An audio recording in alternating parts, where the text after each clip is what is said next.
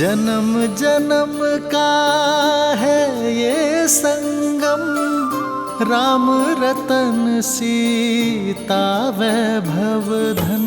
राम सिया राम सिया राम सिया राम, राम सिया राम सिया राम, राम सिया राम सिया राम सिया राम, राम सिया राम सिया राम।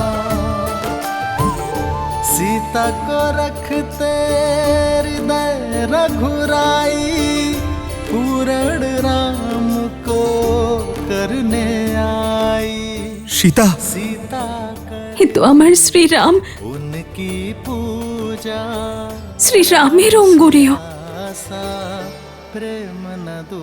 আমি নিজে ওনাকে পড়িয়েছিলাম। सिया राम सिया राम सिया राम, राम सिया राम सिया राम। এটা এখানে কি করে এলো?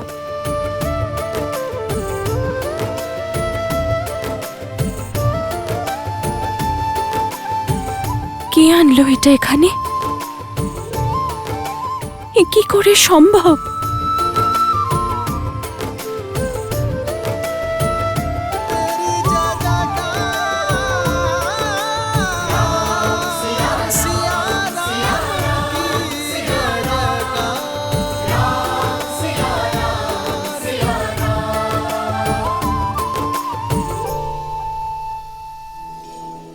प्रभु श्री राम, श्री राम, श्री राम,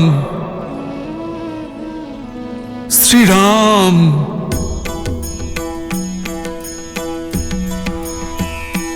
जय कौशलवासी सिया घटवासी, राघव दशरथ नंदा। मात पिता गुरु अरु संतन के, मन को देते आनंदा। बस छू के तर डाली माहिल्या, तड़का पीर किए अनंता। शिव धनुष उठाए धरी प्रत्यंचा, जनक श्री रामचंद्र जय, श्री रामचंद्र जय। पिता वचन के ताए, ताज राज सुख सिंहासन भी दीन्हा। लखन सिया संग गमन किए वन, संतन संकट छीना। जब कंचन मृग पाया धर सूरा, सिया महरण कर लीना। শ্রীরাম! जनक सुता के लौटाए अयोध्या, हर संभव श्रम कीन्हा। मिले मैत्र किए सुग्रीव कपीस संग, बाली मर्दन कीन्हा। तब 100 योजन सागर लांघ के, सिया के दरस को पाया।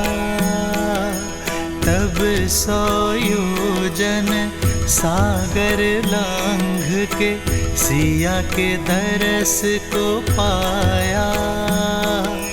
प्रभु श्री राम का दूत बनन भय, सफल ये वानर काया। কে করছে? কে করছে আমার শ্রীরামের গুণগান? দেখো, আমার ধৈর্যের পরীক্ষা নিও না। যদি এ কোনো মায়াজাল হয়, তাহলে এই মুহূর্তে তা শেষ করো। সামনে এসো।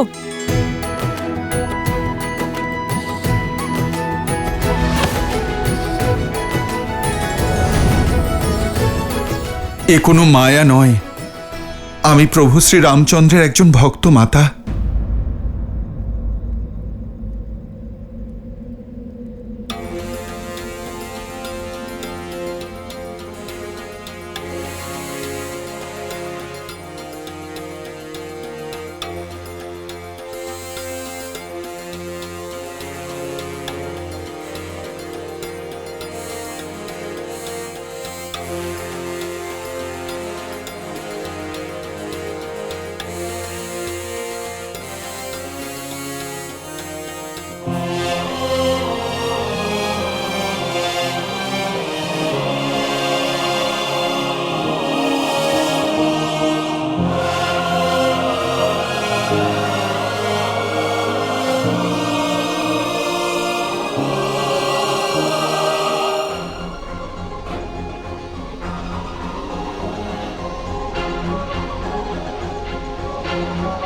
মাতা, প্রভু রামচন্দ্রের এই তুচ্ছ দূত আপনার জন্য সংবাদ নিয়ে এসেছে। কে তুমি? কোনো মায়াবী নও তো? নিজের পরিচয় দাও। আমার পরিচয় শুধু এইটুকু মাতা, যে আমি প্রভু শ্রী রামচন্দ্রের দাস। আর ওই অঙ্গুরীয় স্বয়ং প্রভু শ্রী রামচন্দ্র দিয়েছেন আমাকে, যাতে আপনার আমার কথায় বিশ্বাস হয় মাতা।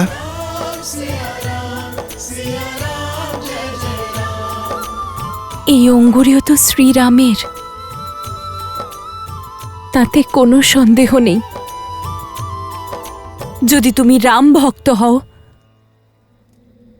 তাহলে তার প্রমাণ দাও, আমার শ্রীরামের বর্ণনা দাও। মাতা, আপনি আমাকে ক্ষমা করবেন। আমি সেই প্রভু রামচন্দ্রের বর্ণনা করতে পারবো না যাকে আপনি চেনেন, কিন্তু আমি সেই প্রভু রামচন্দ্রের বর্ণনা অবশ্যই দেব যাকে আমি দেখেছি।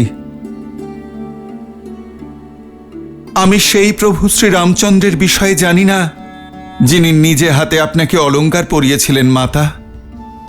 আমি সেই প্রভু শ্রী রামচন্দ্রের বিষয়ে জানি যিনি তার স্ত্রীর ফেলে দেওয়া সেই সব অলংকারগুলি সারা দিনে বহুবার দেখতে থাকেন মাতা।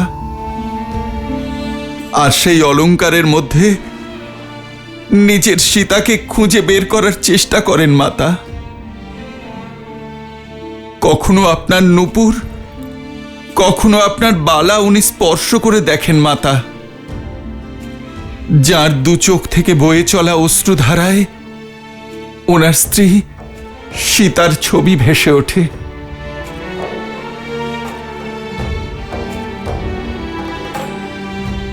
আপনার আঁচল, যা কখনো প্রভু শ্রী রামচন্দ্রকে স্নিগ্ধ ছায়া দিত, আজ সেটা উনি সবসময় ওনার মাথার কাছে যত্ন করে রাখেন। মাতা, কখনো আপনার কণ্ঠস্বর ওনার মনে পড়লে শ্রীরাম, উনি দৌড়ে বাইরে বেরিয়ে যান। সীতা, সারা রাত আপনার স্মৃতি বুকেতে আগলে জেগে থাকেন আমার প্রভু শ্রী রামচন্দ্র। মাতা, আমি সেই শ্রীরামচন্দ্রকে চিনি না যিনি হরধনু ভঙ্গ করেছিলেন।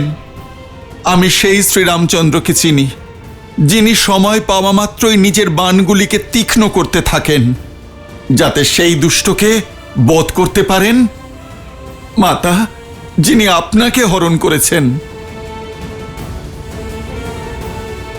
আমি সেই প্রভু শ্রীরামচন্দ্রকে চিনি যার সামনে বর্ষা ঋতুও লজ্জিত হয়ে যায়, শীঘ্রই মেঘ শুকিয়ে যায়। মাতা, কিন্তু ওনার দু চোখের ধারা শুকোয় না, যা আপনার বিরহে বয়ে চলে সূর্যোদয় থেকে সূর্যাস্ত পর্যন্ত। ওনার মনের মন্দিরে শুধুমাত্র আপনি বিরাজ করেন মাতা। মাতা, আমার প্রভু আপনাকে উদ্ধার করার সব রকম প্রচেষ্টা চালাচ্ছেন মাতা। ওনার এখন লক্ষ্য একটাই, ওনার সীতাকে উদ্ধার করা। মাতা, এত রকম সমস্যার পরেও আমার প্রভু তার আশার প্রদীপকে নিভতে দেননি মাতা।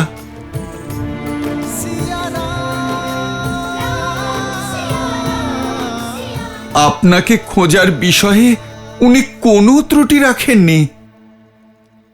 মাতা, আমাদের মতো বানরদের সাথে মিত্রতা করে প্রভু বিরাট সৈন্যদল গঠন করেছেন আপনাকে উদ্ধার করার জন্য।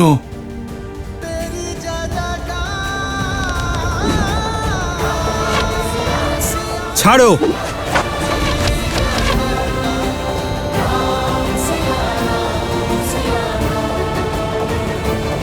শেষবার কখন দেখেছিলে ওনাকে? 1 মাস পূর্বেই। প্রভুর আদেশ পাওয়া মাত্রই নিজের উদ্দেশ্য পূরণ করতে বেরিয়ে পড়েছিলাম আমি। শুধুমাত্র আমিই নয়, সহস্র বানর আপনার খোঁজ আনতে চতুর্দিকে ছড়িয়ে পড়েছে মাতা।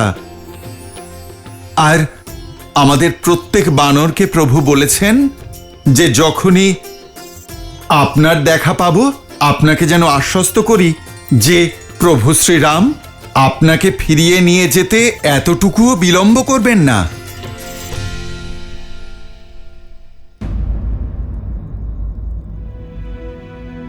মাতা, কি হয়েছে?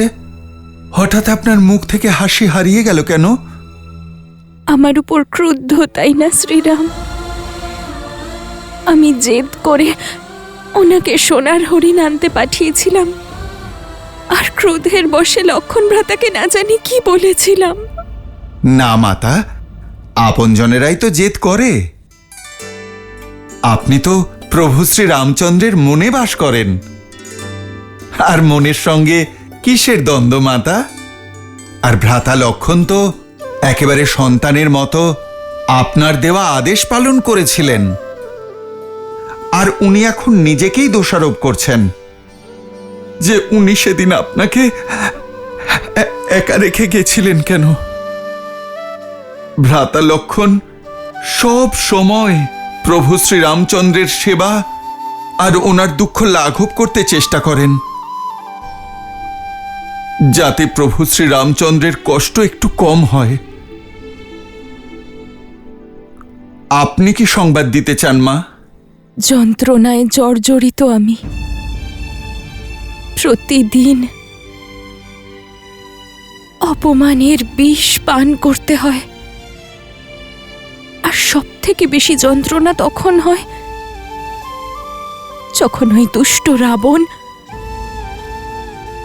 আমার শ্রীরামকে কলঙ্কিত করার চেষ্টা করে, যখন ও নিজের তুলনা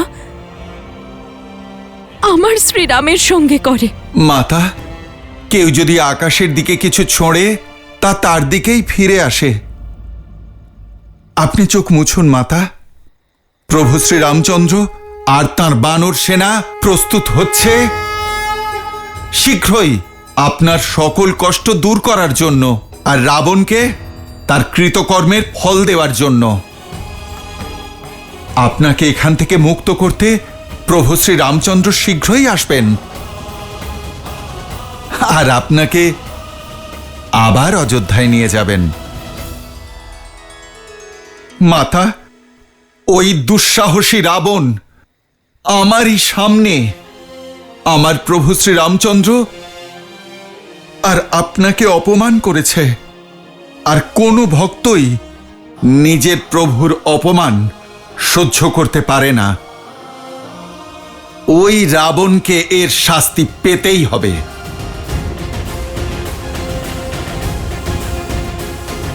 তোমার পরাক্রম আর নিষ্ঠার ওপর আমার কোনো সন্দেহ নেই হনুমান। এই মাতার শেষ আশ্বাস তুমি, কিন্তু এই মাতা চায় যে তুমি আমার শ্রীরামের কাছে সুরক্ষিত পৌঁছে যাও।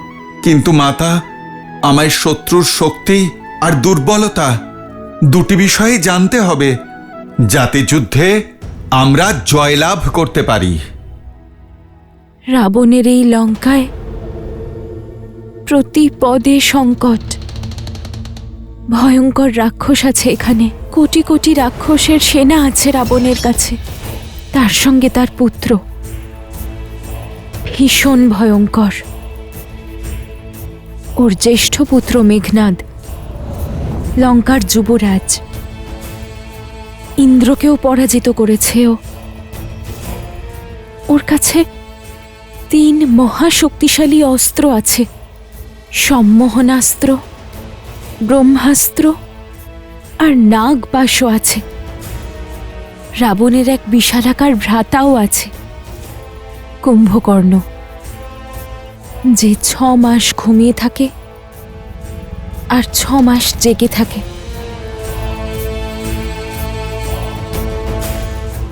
আর ওর কক্ষ দক্ষিণের দিকে রয়েছে। শনিদেব বন্দী হয়ে আছেন। যদি তুমি ওনাকে মুক্ত করতে পারো তাহলে লঙ্কার বিনাশ নিশ্চিত। রাবণের এক ছোট পুত্র আছে, অক্ষয় কুমার। যে এই বাটিকারও দায়িত্বে রয়েছে। শুধু মানুষ কেন, রাক্ষসও ওর ক্রোধ, ওর ক্রূরতাকে ভয় পায়।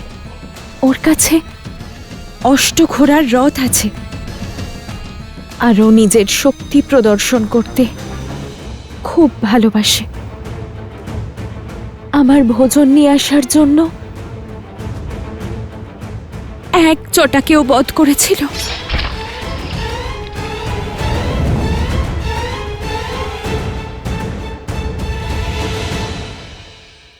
পুত্র, আমার বিশ্বাস ছিল আমার শ্রীরাম অবশ্যই আসবেন, তাই আমি সমস্ত সংবাদ মনে মনে ভেবে রেখেছিলাম।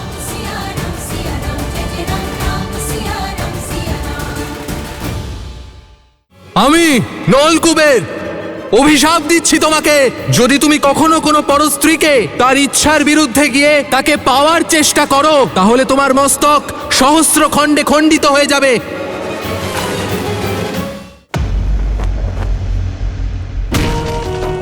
যদি শ্রীরামের প্রতি আমার ধর্ম, আমার নিষ্ঠা সত্যি হয়, তাহলে আজ এই তুচ্ছ তৃণ তোমাকে বিধ্বস্ত করবে।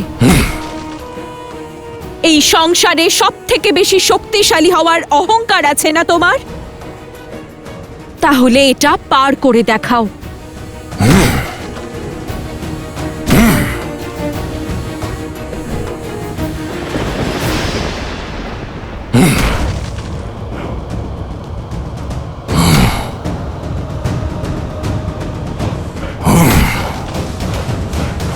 পিতা,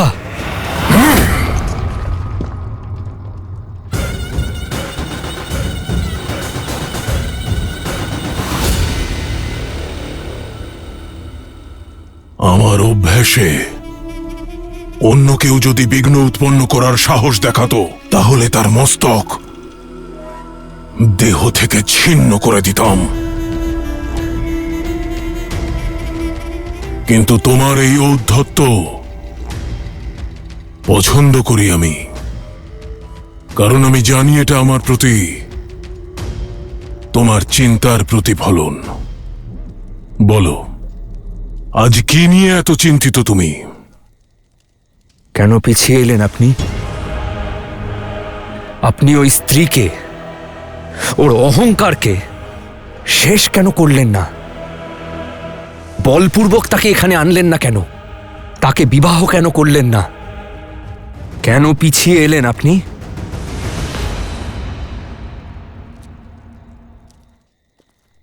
আমি নিরুপায় ছিলাম।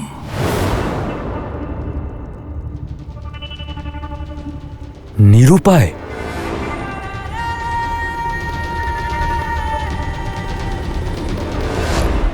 দশ লোকের প্রভু, সে নিরুপায় কিভাবে? এক অভিশাপ।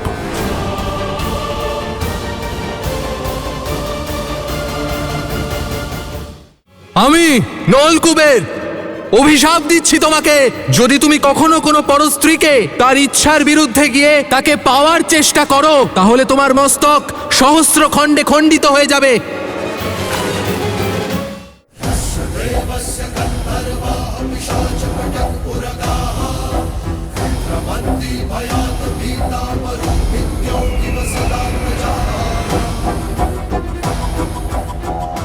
একবার পুষ্পক রথে ভ্রমণ করার সময় আমার দৃষ্টি গিয়ে পড়ে রম্ভার উপর।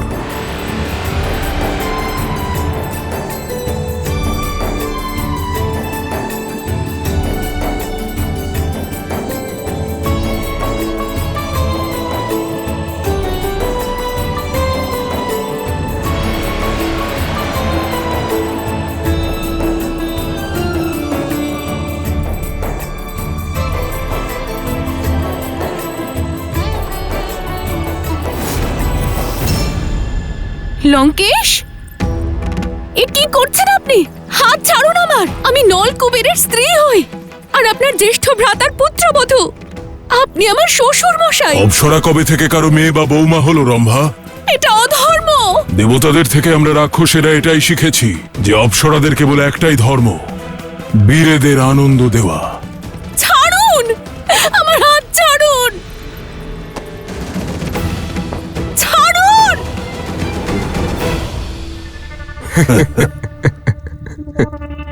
সঠিক যুক্তি দিয়েছেন পিতা, কিন্তু তারপর কি হলো? এই বিষয়টা কুবেরের পুত্র নলকুবের জানতে পারে। সে ক্রুদ্ধ হয়ে আমার কাছে আসে। আমি তাকে সব রকম ভাবে বোঝানোর চেষ্টা করি, তাকে বলি যে অপ্সরারা কখনো কারো হয় না, কিন্তু নিজের ক্রোধ আর স্ত্রীর প্রেমে অন্ধ নলকুবের আমাকে অভিশাপ দিল।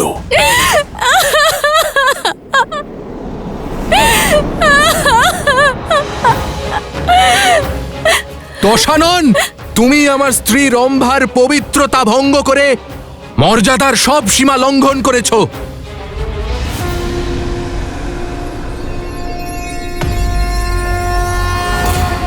আমি নলকুবের ব্রহ্মাদেবকে সাক্ষী রেখে অভিশাপ দিচ্ছি তোমাকে, যদি তুমি কখনো কোনো পরস্ত্রীকে কামনা ও বাসনার দৃষ্টিতে বলপূর্বক তার ইচ্ছার বিরুদ্ধে গিয়ে তাকে পাওয়ার চেষ্টা করো, তাহলে তোমার মস্তক সহস্র খণ্ডে খণ্ডিত হয়ে যাবে।